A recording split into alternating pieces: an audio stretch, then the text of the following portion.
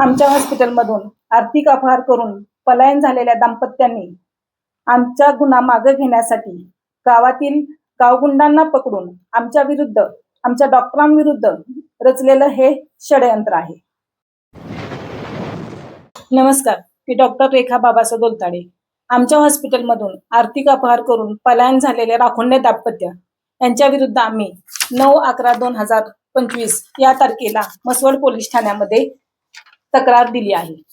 हे तक्रार लपवण्यासाठी त्या दाम्पत्यांनी आमच्या विरुद्ध रचलेलं हे षडयंत्र आहे.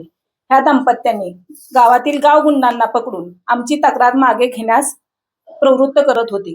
गावगुंडांच्या तर्फी आमच्याकडे धमकी वजा निरोप देत होते.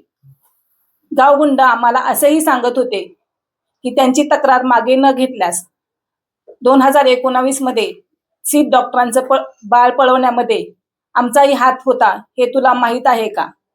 जर ही तक्रार मागे नाही घेतलीस तर राखोंडे दाम्पत्याच्या पत्नी विरुद्ध आम्ही तुझ्या विरुद्ध बलात्काराची खोटी तक्रार नोंदवणार आहे. 9 नोव्हेंबर 2025 ह्याच मुद्दा पकडून हे गावगुंड आम्हाला खंडणी मागत होते.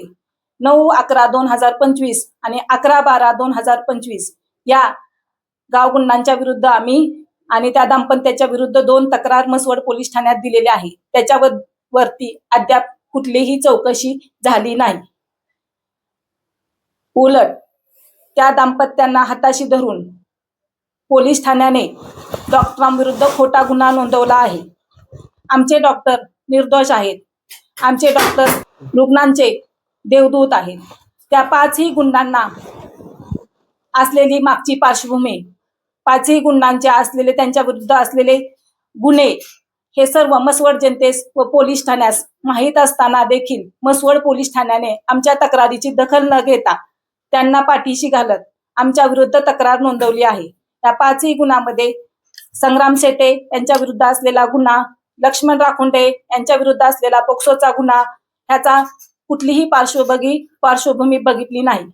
ह्या तक्रारीला, खोट्या तक्रारीला आम्ही अजिबात घाबरणार नाही. नेटाने लढू. न्यायदेवतेवर आमचा पूर्ण विश्वास आहे. न्यायदेवता आम्हाला न्याय देईल अशी आम्हाला पूर्ण खात्री आहे आणि आम्ही ते करून दाखवू.